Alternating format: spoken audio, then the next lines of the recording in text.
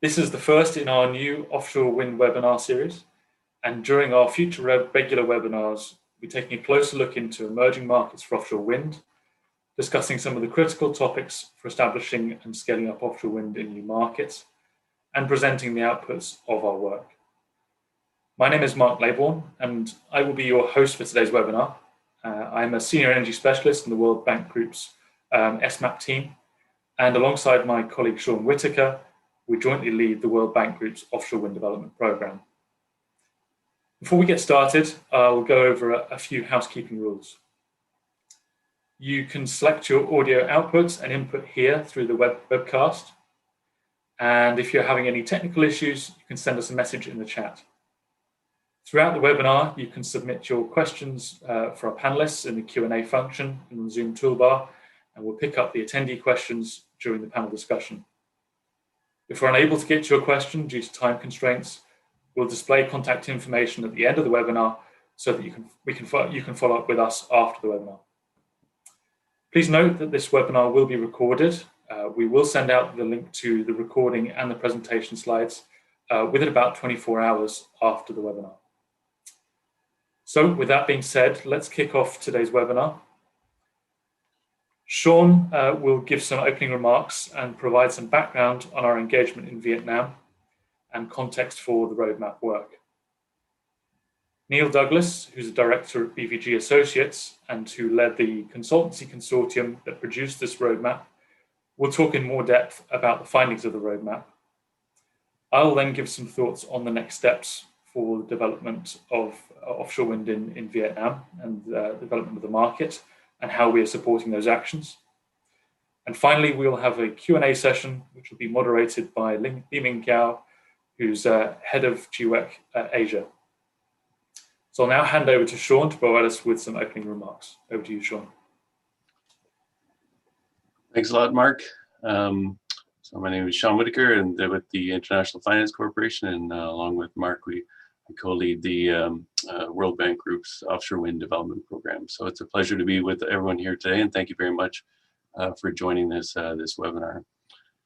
So just over 2 years ago, we started the World Bank Group Offshore Wind Development Program, which is a collaboration between the World Bank's Energy Sector Management Assistance Program and the International Finance Corporation.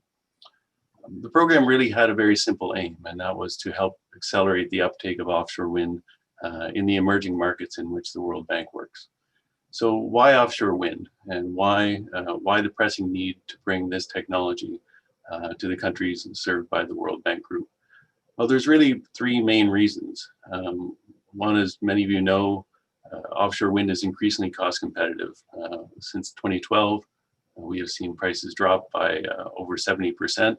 And in future projections, in many places, offshore wind is expected to be cost competitive with conventional generation. Second is that it's power where you need it. With a fantastic wind energy resource located right next to demand centers, offshore wind presents a compelling part of the energy mix that again is able to satisfy need right where you need it.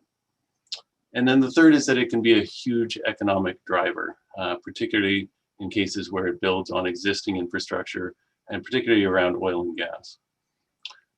So in 2019, we published the Going Global report, which really highlighted offshore wind potential around the world, but really focused in on 8 countries, one of which was Vietnam.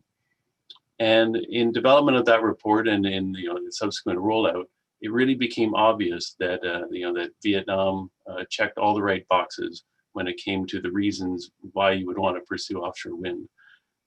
It has and continues to have a rapidly growing demand and a very pressing need for clean power. Second, it's got a globally significant wind resource that's very close to demand, and Neil's going to be talking about that as he goes through the results from the roadmap. And third, it represents a huge opportunity to leverage its oil and gas manufacturing and ports capacities to increase and really maximize the economic benefit to the country. But with all that said, what needed to make that a reality? What needed to happen in order for Vietnam to be able to capitalize on that great potential. And what were the pieces of the puzzle that had to be in place for Vietnam to benefit from this tremendous potential. So it was really with this in mind that we launched the Vietnam Offshore Wind Roadmap, and we engaged BVG Associates to undertake this on our behalf, and we're very proud to present that today.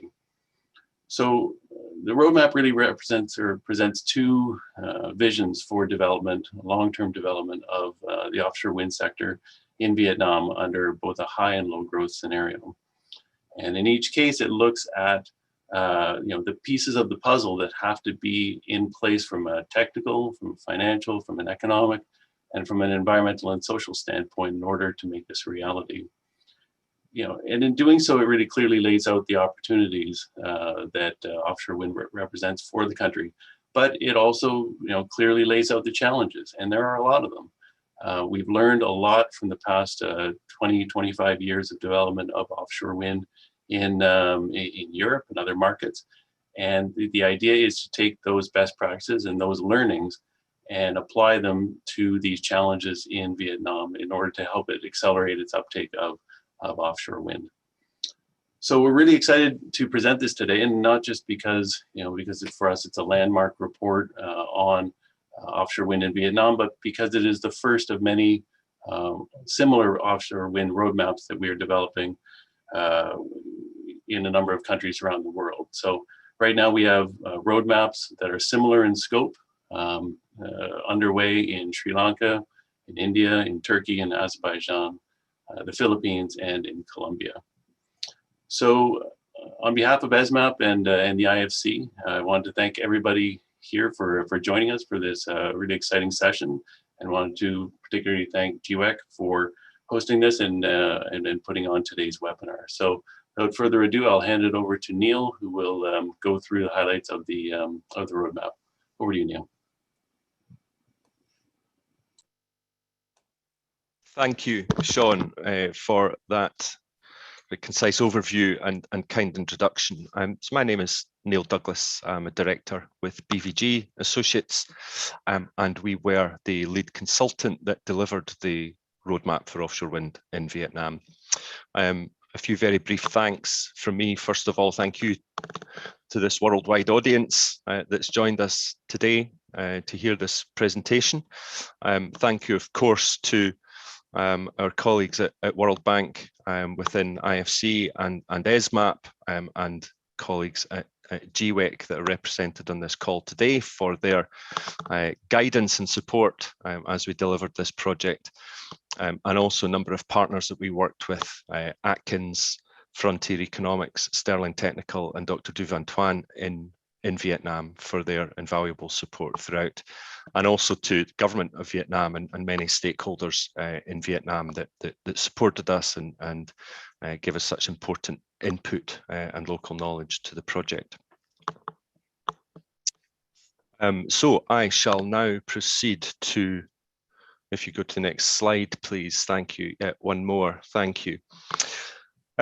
So the overall objective of this roadmap, really two main areas of focus.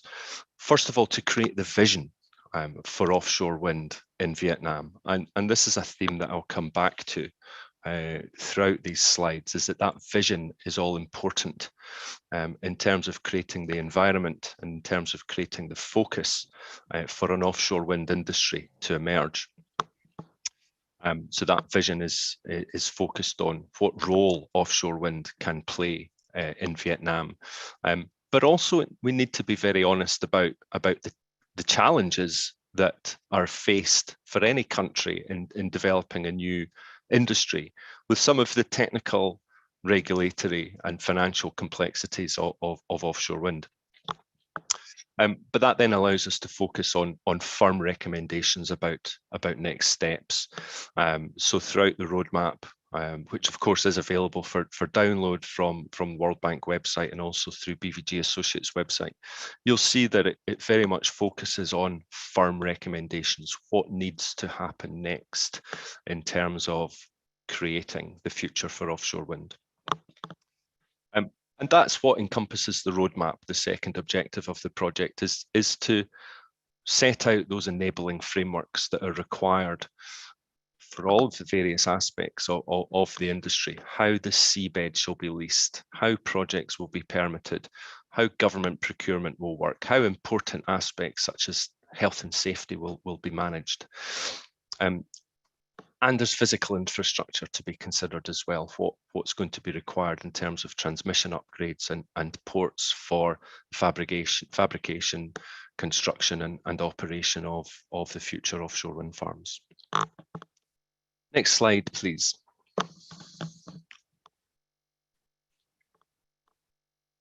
So as Sean mentioned, we set ourselves the goal of creating viable, realistic and logical scenarios for the future of offshore wind in Vietnam, looking ahead 3 decades to the year 2050.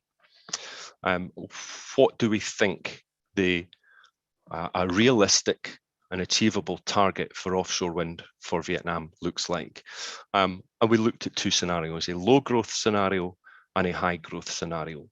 And you'll see in this slide that we're looking at now, that under the low growth scenario by 2030, we are suggesting that 5 gigawatts of capacity is realistic, building to 19 gigawatts of capacity in 2040, and ultimately to 35 gigawatts by 2050. In the high scenario, that's 10 gigawatts by 2030, 40 gigawatts by 2040, and 70 gigawatts by 2050. And we need to consider what's a realistic build rate to get there. What annual capacity is required to be developed and built in order to meet those long-term targets. And that's what we see in the bars of this graph that's presented. So you'll see that for the high growth scenario, we reach a maximum of 3 gigawatts of capacity being installed on an annual basis in order to reach that 70 gigawatt capacity by 2050. And that's about 1.6 gigawatts per annum at the maximum to reach the high target under the low scenario. So these scenarios were created and then they were used to inform the rest of the study, which I'll now go on to overview. It is worth pointing out that these capacity scenarios include fixed and floating offshore wind capacity, and also consider the nearshore wind energy projects, which we may talk about later on, that have been a feature of the early growth of the offshore wind market in Vietnam. Next slide, please. So for these 2 scenarios, we did a number of things. We considered where the projects would be located. So the map on the right-hand side shows at a broad level where we expect the capacity to be located. Now that's based on a combination of wind speed and levelized cost of energy modeling. We used inputs here from the Danish Energy Agency roadmap study that was happening in parallel, and again to give thanks and credit to the Danish Energy Agency who we worked with closely throughout this project. So those show that the vast majority of the fixed capacity and the floating capacity are in the south and the southeast of the country. As we would expect, that is the area of highest wind speed in that part of the coast of Vietnam. And then there are some smaller areas of both fixed and floating in the north part of the country, closer to Hanoi. Having these scenarios and understanding where the resources and the costs of likely costs of offshore wind in Vietnam allowed us to analyse the cost of energy trajectory. So what do we expect the cost of the early projects to be, and how will that cost change as we build capacity, as the supply chain develops, as the experience is gained within the country, and particularly as the financial community gets comfortable with the risks of offshore wind, the impact of the cost of capital, what that does to the cost of energy. So you'll see in the report that there's very detailed look at how cost of energy evolves We'll look at that in a little bit more detail. We also look in detail at the supply chain opportunities, what existing industries, businesses, skilled labour force can turn its attention to offshore wind in Vietnam. A close look at what would be required in terms of infrastructure investment, particularly around the ports that would be required and the facilities that would be required for the fabrication, installation and operation of a future offshore wind fleet, and crucially what would be required in terms of updating the upgrading grid and transmission infrastructure in order to move this power around the electricity system. And of course, crucially, we looked in detail at the environmental and social impacts. Like any large industry, offshore wind is subject to detailed environmental impact guidance and standards, and so we've looked at that from a Vietnamese context. We then look in detail at what processes are required to be set up by government to do things like leasing the seabed, running competitions in terms of power procurement, and subsequent revenues and costs to government of those activities. Next slide, please.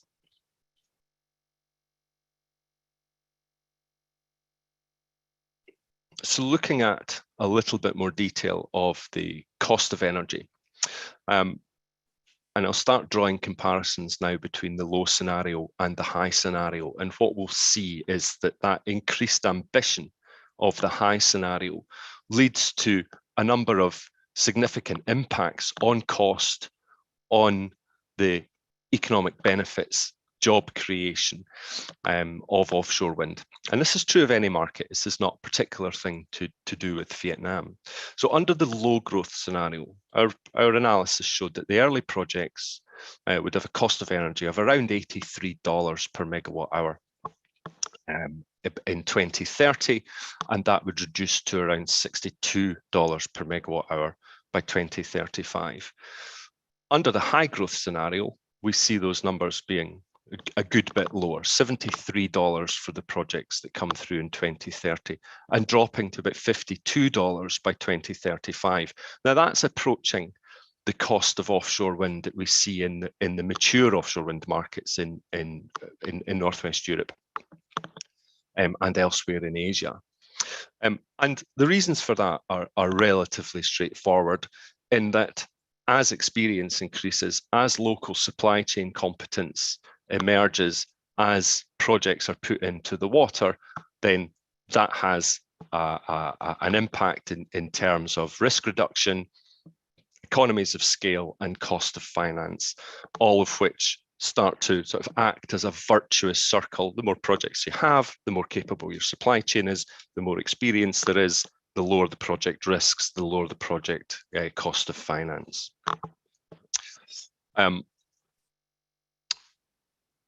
There are some key things that governments with offshore wind programs need to take very good care of in order to ensure cost reduction. And we've seen this played out in many of the developed offshore wind markets, that announcing targets and having a clear vision of the long-term capacity that is hoped for in a market are absolutely crucial to building confidence, to creating investor interest, to creating developer interest with a long-term vision in place that allows people to make long-term financial decisions about projects, to make long-term financial decisions about investment in supply chain, in facilities, in skills, workforce training, and so on. Any market that has a short horizon doesn't allow this breathing space that's required for these things to evolve and develop, and doesn't provide the horizon that gives investors and developers and government the confidence to move forward. The risk of grid curtailment is another factor in any country that has grid constraint challenges. It's very difficult to secure long-term finance where there is the prospect of uncompensated grid curtailment happening. And so it's a very key aspect. And ultimately, those power purchase agreements that might be offered to the market whether they be based on a feed-in tariff or whether they be based on an auction or some combination of those. Those power purchase agreements must be financeable by international finance and by local finance in order for the projects to get to commercial operation. Okay, I think we'll go to the next slide. Thank you. So looking at the economic impact, again, comparing the low scenario to the high scenario, we've assessed what we, using very standardized methodology that we use in many markets to look at the economic benefit of offshore wind, and starting off by looking at full-time equivalent employment. So this is numbers of jobs that might be created based on experience in other markets. One crucial aspect to consider is that in a high growth scenario, it is much more likely that local supply chain will develop, that Vietnam would be less dependent on imports of fabricated towers, wind turbine foundations and wind turbine components itself, and people power and expertise in order to deliver the projects. The bigger the market, the more likely that is to develop in Vietnam. And that has a gearing effect. So that's why we see this very stark difference between our prediction of 190,000 full-time equivalent jobs under the low scenario and nearly 4 times that in the high scenario, 700,000 full-time equivalent years of employment by 2035. And you can see that illustrated quite starkly on those graphs to the right. And of course, that then opens up an export opportunity. Vietnam sits in the middle of Asia, with many countries around Vietnam also developing offshore wind programs. So we start to see the emergence of a supply chain with export opportunities. So you'll see in that graph in the bottom right there that getting on for 1/3 of the economic benefit and job creation is due to the export opportunity. And next slide, please.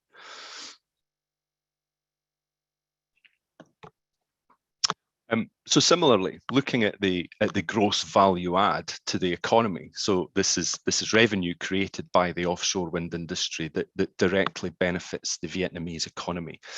We see a similar sort of scaling between the low scenario and the high scenario. $13 billion by 2035 in the low scenario, compared to $50 billion of economic value by 2035 in the high scenario. Again, same issues at play, less local content in the low scenario because of the size of the market, less opportunity for export, whereas in the high scenario, much more likely that local supply chain will develop, local skills and expertise, this virtuous circle that I've referred to, and the export opportunity all lead to that quite stark difference between the two scenarios. Next slide, please. I've mentioned grid and transmission, a crucial aspect in any market.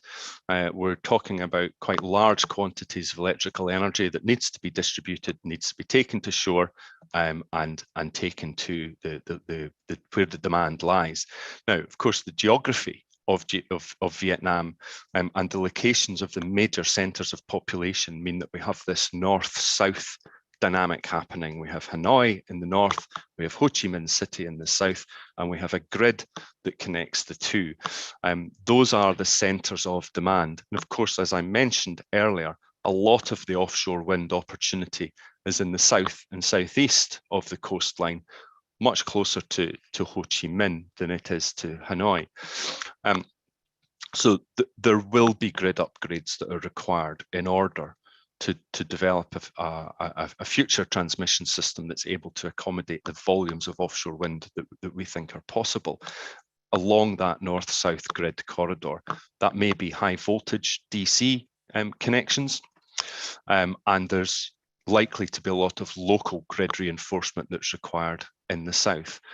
One of the points that we make in this study is that because of the growth of electrical demand in Vietnam, that the grid in Vietnam is going through a program of of upgrades, expansion and improvement over the coming years as it is, and that is likely to lead to significant infrastructure investments being required regardless of offshore wind. So it wouldn't be right nor fair to say that all of these improvements are entirely due to offshore wind. There is a general programme of grid reconstruction, I should say grid expansion and reinforcement, that's likely to be required in the coming years.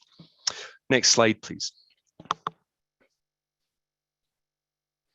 And so looking at ports infrastructure, Vietnam is very well placed in terms of ports infrastructure and existing supply chain. Of course, Vietnam already serves a number of offshore markets, not least of all oil and gas, in terms of the production of larger structures, in terms of having the port facilities, in terms of having the vessel building facilities in order to service the oil and gas market, and has been well recognised in many markets. There's significant parallels between offshore oil and gas and offshore wind in terms of the competencies, the skills, the expertise and the facilities that are required. So that leads to a very positive picture from the point of view of the ports infrastructure in Vietnam. Our assessment looked at 15 different ports along the coast. You can see those represented in the map to the right-hand side. Those that are represented with a green dot, a number of those are down in the Ho Chi Minh and Vung Tau area, and then some in central Vietnam. Our assessment is that those are very capable of serving offshore wind. There may be some minor upgrades required in terms of crane facilities, quayside and so on, but ultimately with relatively modest expenditure, they're capable of supporting offshore wind. And a number of other ports where maybe more significant expenditure might be required to bring them up to spec and capability, and then a couple of ports where much more significant upgrades would be required in order to meet that demand. But as mentioned, around Ho Chi Minh and Vung Tau in the south of the country, there looks to be the opportunity for a cluster of expertise and infrastructure to develop. Next slide, please.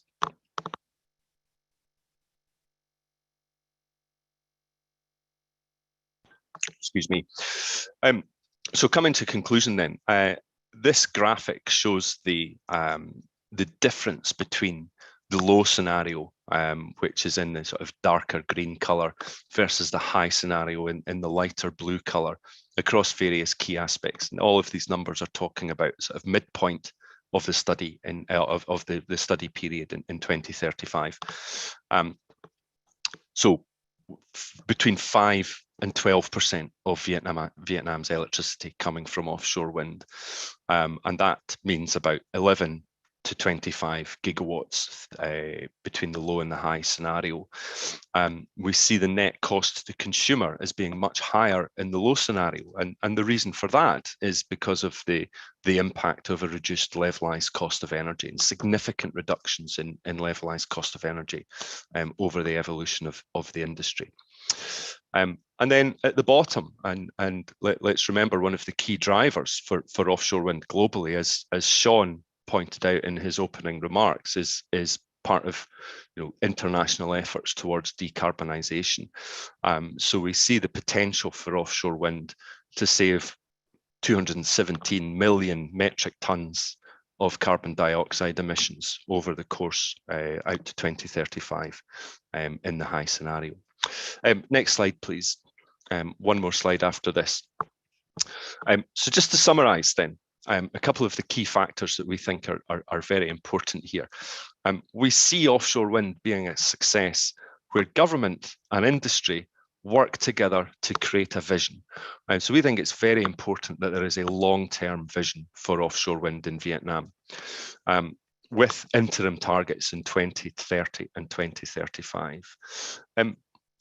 We then see that where offshore wind is a success is where there are very robust processes, very clear, very fair and understandable processes for things like leasing the seabed, for permitting projects, for power purchase, for supply chain development.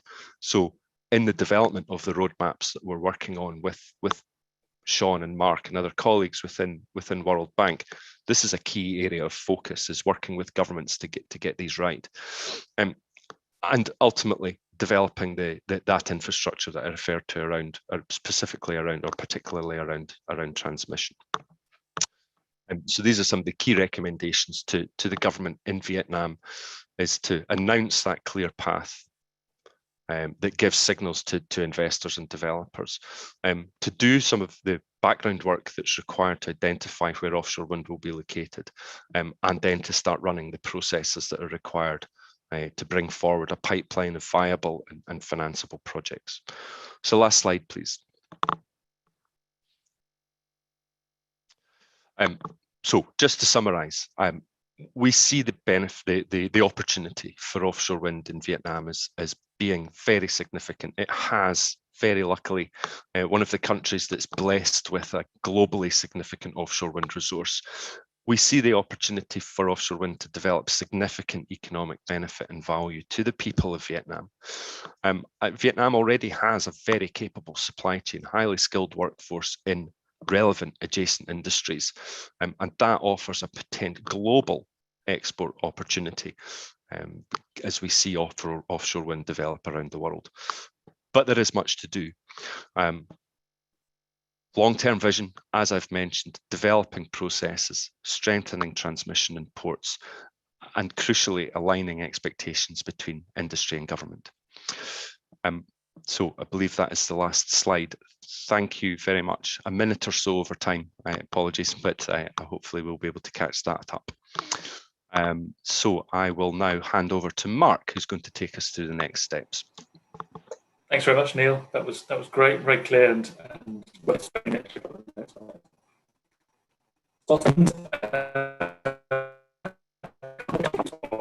Next steps for offshore wind in Vietnam. It's worth mentioning that the World Bank has been working and supporting the government of Vietnam for nearly 30 years now. And we are also working very closely with them on the energy transition.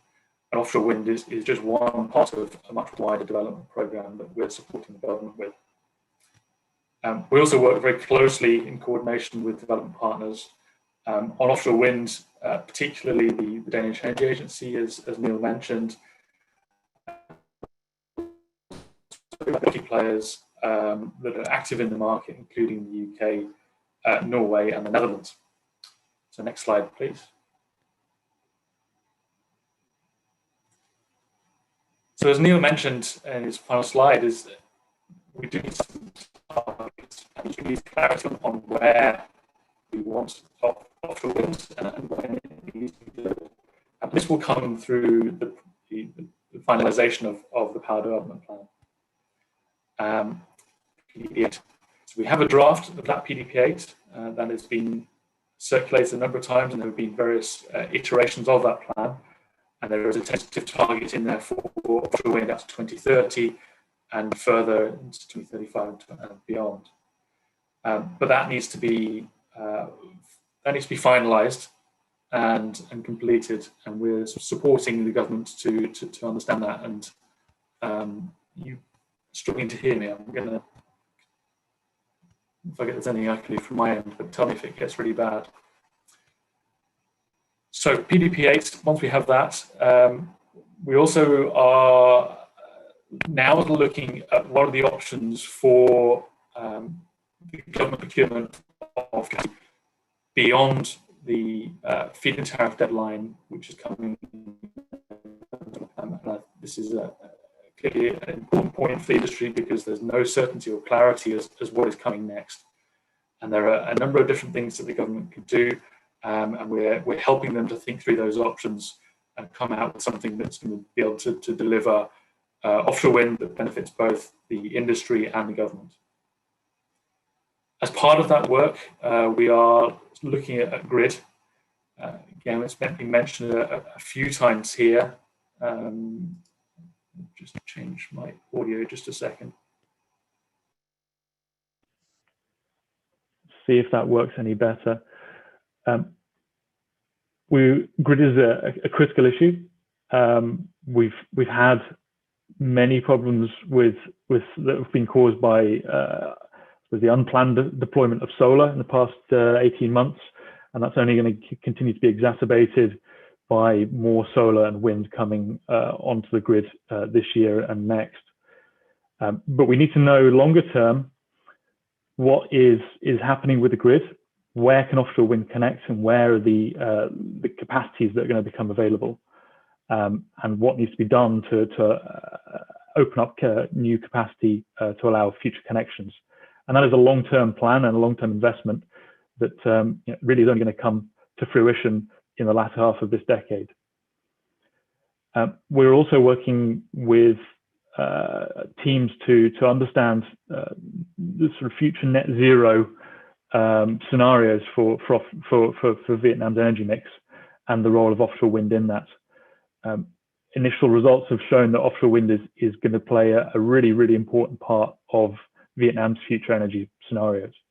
So we know we need it, and we need it soon as part of this transition to net zero.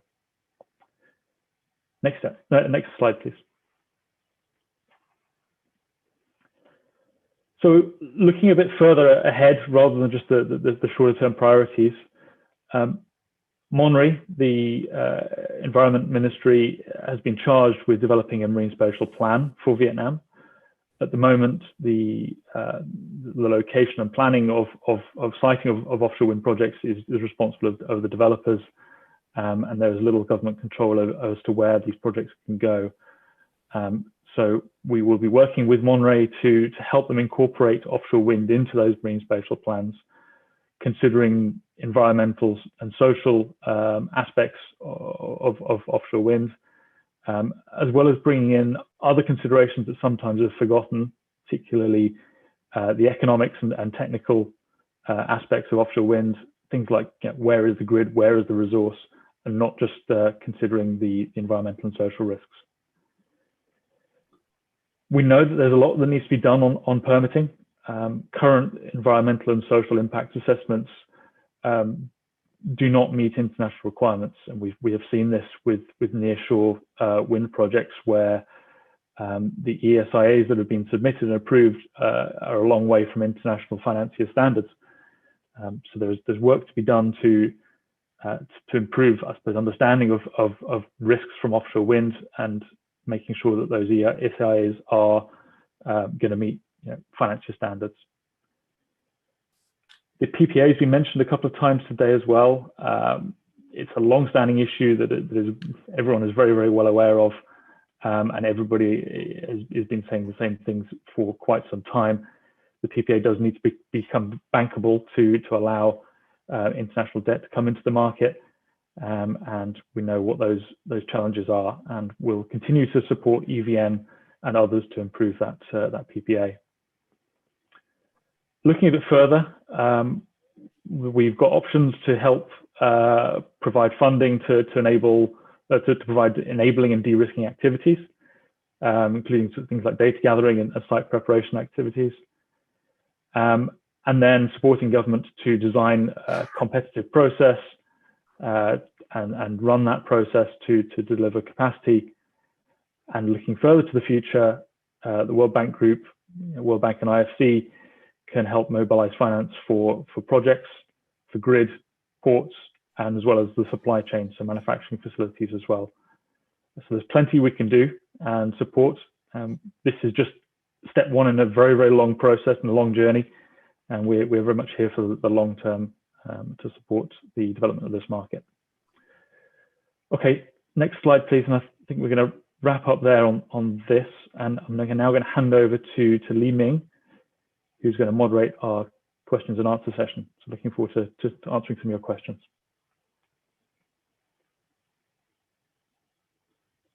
Li Ming, over to you. Thank you, Mark. It's my pleasure to moderate this session. Before that, I'll ask all. Can you hear me okay? Yeah, I will ask all the panelists to show up on the camera. So I'm Li Ming. I'm GWEC, head of GWEC Asia. So it's my pleasure really to moderate such a dynamic panel. And GWEC has already started our work in Vietnam, especially focusing on offshore since 2019. I still remember the days when we started the first offshore roundtable. That was in June 2019, and was the time when offshore was seldom being discussed. And it's just within 2 years that we've seen World Bank completed this roadmap, and PDP is now being like drafted, and where offshore target is being considered. So this seems like this past 2 years, lots of things happen. And we're also now seeing a very good lineup of like offshore developers really trying to make serious investment decisions in this market. So there's no better time to bring this topic on board. And I think before we kickstart the panel discussion, we also have a new panelist joining us who haven't really spoke up. Alistair, I'll first let you introduce yourself to the audience. Alistair, the floor is yours. Thank you very much, Li Ming. So I'm Alistair Dutton. I'm GWEC's Global Offshore Wind Task Force. I have a long experience in offshore wind around the world, and particularly today I'm lead consultant to this program. So I'm here to catch the questions that Mark, Sean and Neil might not get for. Thank you. We've already seen a number of questions flooded in. Thank you very much for your curiosity and your interest around this topic. So we will pick quite a few questions from there. The first one is I want to throw to Neil. It's on the one hand, it's about like we've seen so many good benefits of the high scenario, and I think you are also like in kind of like live dynamic discussion with the Vietnamese government about the high scenario. What do you think are the current kind of like challenge for them to accept this high scenario to be like the policy in the PDP in the future? Where are the challenges? Sure. So thank you, Li Ming. And it's as you say, it's a live topic for debate and consideration. And governments have got difficult decisions to make in setting out policy frameworks for what, let's not put too fine a point on it, the creation of a new industry in Vietnam that could have a very significant future, but they need to get it right. And I think that's where some of the challenges lie, in getting the right balance between the potential costs to their own treasury and to the consumers of electricity in Vietnam versus the economic benefits that can occur. Mark referred to the recent history around solar, and we've seen this in other markets where feed-in tariffs can lead to a bit of a runaway effect and have much bigger impacts on both treasury, government monies, and on grid infrastructure if the policies aren't tuned just right to local conditions. So I think getting the targets right, getting the policies and processes that are required to deliver those, but doing that in such a way that the government has confidence that it will see the economic benefits without running the risk of big economic impacts and creating more problems further down the line. But I think the immediate challenge for government is to settle on a target and a vision that it can believe in the long term, and then the rest will follow. Yeah, thank you, Neil. I think you mentioned about the solar, and we indeed see a solar boom in the past 2 years, which is causing like government lots of attention to in terms of like grid, in terms of like the Ministry of Finance paying the extra subsidy. All this actually making like the other renewable energy kind of like in a very challenging place. And I think when we watch the different questions, a number of the questions is very much about the transmission capacity, about the grid challenges, which is currently being brought into the Vietnamese government. And how do you guys see this challenge being being addressed in the offshore scenario. Because what we have been trying to tell like the government and also other stakeholders is that offshore wind is actually a very different type of renewable energy, in that it really like become like a solution to the variability issue because of its high capacity factor, because of its high reliability. And we've also found in our own study that the offshore wind in Vietnam also have a high seasonal compatibility with the hydro projects. So how do you guys see this contributions of offshore to the grid in Vietnam? Maybe Mark or Sean want to take this? Yeah, I can take that. I don't believe there's been a great deal of understanding on the temporal variability of offshore wind and the grid and how that fits in. But we know that putting gigawatts of offshore wind onto the grid cannot be curtailed in the same way we're getting curtailment with small PV and wind projects. So we need to have that solution. We're supporting EVN to plan the grid and understand how offshore wind can integrate into that. And we are financing grid upgrades, both smaller ones in the provinces, particularly down the south, but also now starting to look at larger transmission across the country to evacuate power from generation centres in the south to the load centres in the north. So there's plenty of work to be done, and I think it's helping to increase that understanding of how offshore wind fits into that mix. Great, that's great to see. And another question, which is also very common, almost like have the same frequency of like, coming up, is the bankability issue, which is like the internal issue for renewable investment in Vietnam. And this, I think that when we bring this issue to the government always say, oh, look at solar. A bankability issue is always there. And yet we see them being like solved. Look at the 17 gigawatt that were put online, and same thing for the onshore. But offshore, I think it's a completely different scale of investment that we're looking in. Sean, do you have any comments about this and why this is so important that this must be addressed like in the offshore context? Yeah, I think it's interesting looking at the UK experience with offshore wind and some of the main drivers behind the fact that offshore wind costs have come down so much. And people point to technology improvements, they look to higher capacity factors and better supply chains. But a big part of the most recent bids and the competitiveness was the cost of financing.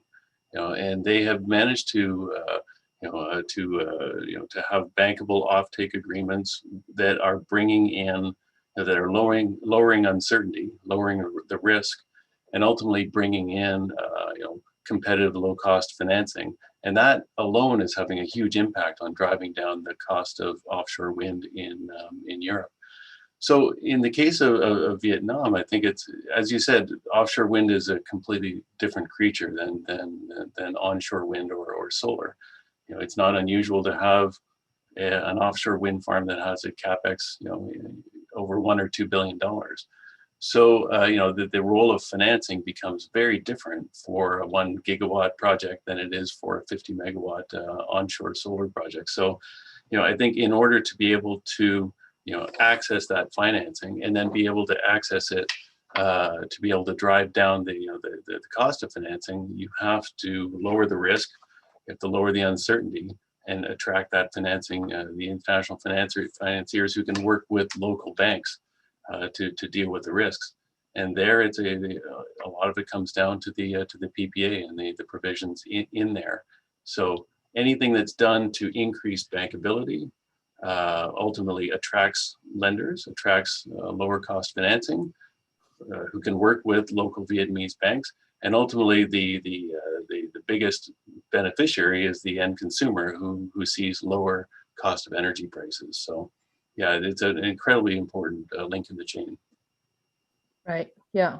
Definitely. I think after we move into like auction, then this is like the first thing that if government fix it, then that can yield lots of huge potential for cost reduction. I have another question. Maybe Alistair, you can answer this because you have so much experience bringing offshore global. Do you have any comments on how countries may need to coordinate globally around offshore wind deployment? Because we cannot see like infinite impossibility for export in a new emerging offshore wind market. And every country that we are kind of like working with in East Asia are all talking about themselves being like the export center for the whole region. And how do you see that? And also, how do you see Vietnam fit into this whole new emerging East Asia, Southeast Asia picture? Thank you very much, Li Ming. Yes, one of the great successes in Europe was a number of countries, particularly around the North Sea, all wanted offshore wind at approximately the same time, which built the demand big enough for industry to invest in new turbines, new techniques, new vessels, and all of those things. We're hoping that the Asian region will follow a similar format, because we're seeing different countries, China clearly leading in deployment, which will go past the UK as the top spot this year, but Japan with very impressive targets out to 2040. Taiwan has increased its ambition, and South Korea is also moving forward as well. So Vietnam could be at a sweet spot, but I do sympathize that it's very hard for any country to embrace a new technology that it hasn't really sampled yet. But we feel that Vietnamese government should take comfort from the other markets that are coming together. And Vietnam has some key strengths, particularly things like tower building, which you could definitely export. So you will end up with different countries contributing different parts of the supply chain. Thank you, Alistair. I think that's a key learning, actually, and also a key message that we should all try to push for the regional, like for the different national governments in the region, so that working together and collaboration together, following like the North Sea case, then we see the whole region benefiting from that whole collaboration. That's a very key and strong message from there. Maybe I'll bring the question back to Neil. There are also lots of concerns around like local content requirement, especially in the context of auction, which is very much like the discussion now in Vietnam. What's your consideration for the local content requirement in the context of auction in this report? How do you want to address that issue? Sure, thank you, Li Ming.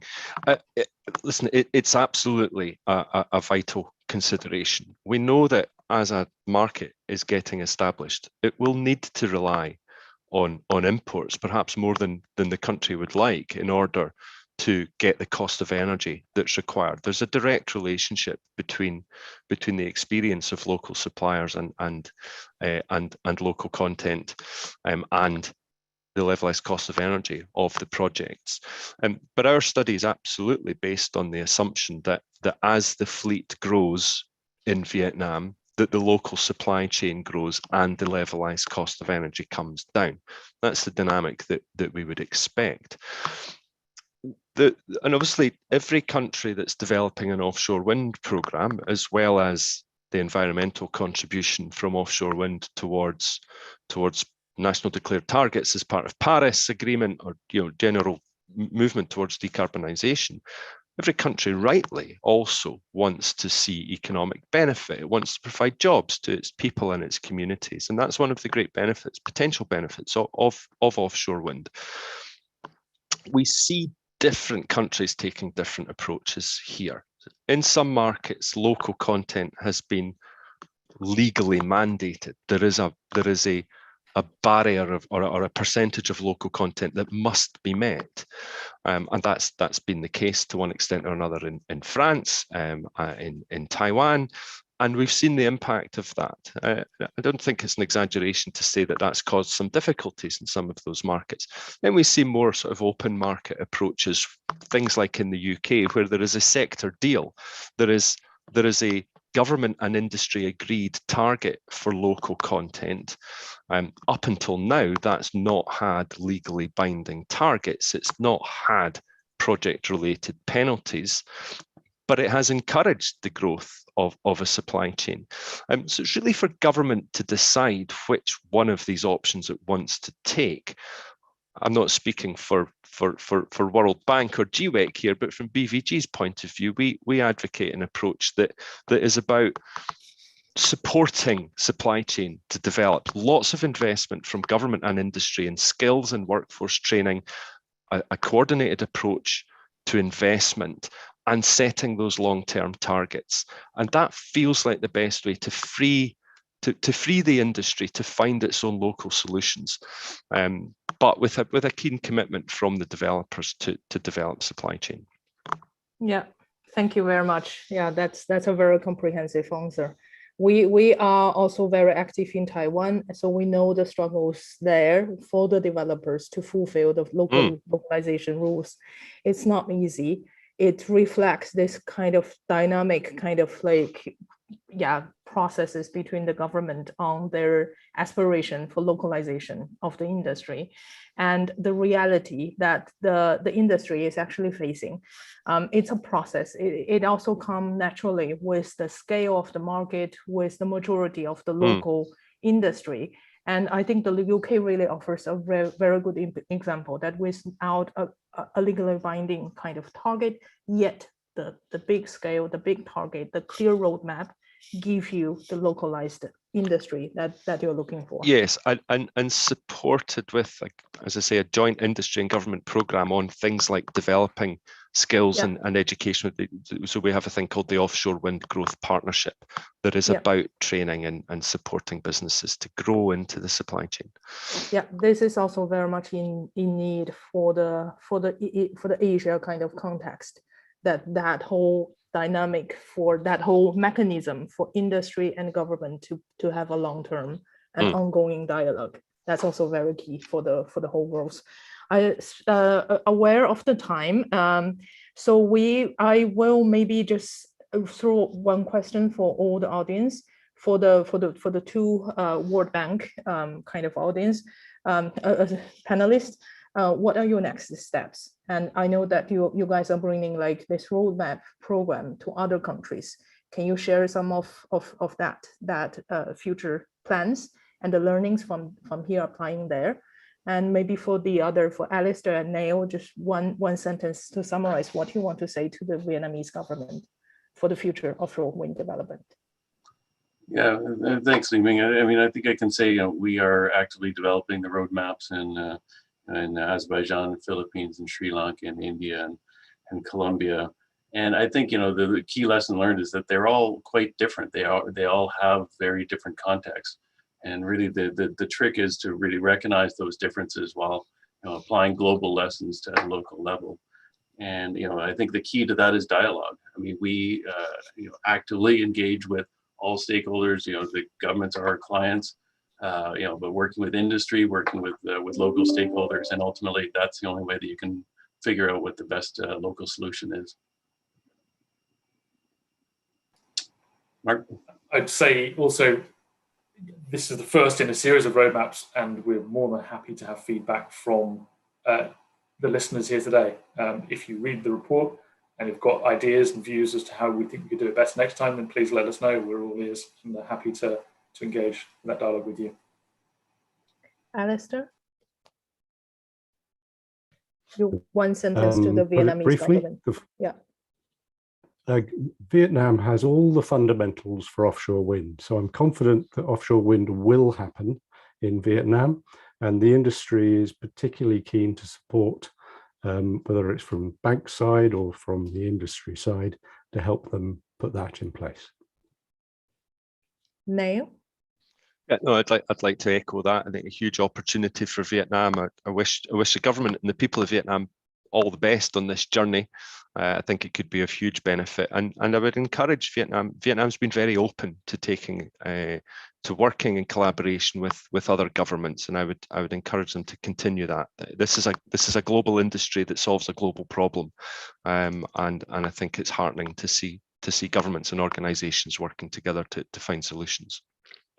That's great. Thanks for the panelists. And I would maybe add just one sentence from my side. I think for the Vietnamese government, really, time to act is now, because this is a time that you make the right decision in the PDPA that will determine what will happen in the next 10 years, even 20 years, and really position Vietnam into that whole East Asia, Southeast Asia kind of like league. And if they act right, then this industry will be the game changer for this whole country for the future.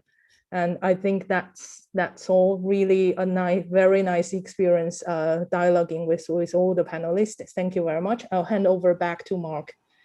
Mark, the floor is yours. Li-Ming. Yeah. And thanks to the hundreds of you that have joined today's webinar. Thank you again to all of our speakers for sharing your insights as well. And as a reminder to delegates, you will be emailed the slides and the recording of this webinar after the event. I won't wrap up with any comments because we're fairly late and fairly behind time. But if you haven't downloaded our roadmap for offshore wind in Vietnam already, you can do that by scanning the QR code that you see on the screen. As I mentioned before, this webinar is part of the World Bank Group's Offshore Wind Webinar Series. So if you've registered for today's webinar, you will be notified when the next webinar in the series will be organised. You can also keep an eye out on the World Bank and GWEC social media channels to stay updated on the latest webinars.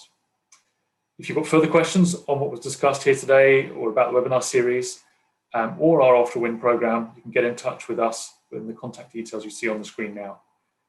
So I'll say thank you again for joining us and have a great rest of your day. Bye-bye. Thank you. Goodbye.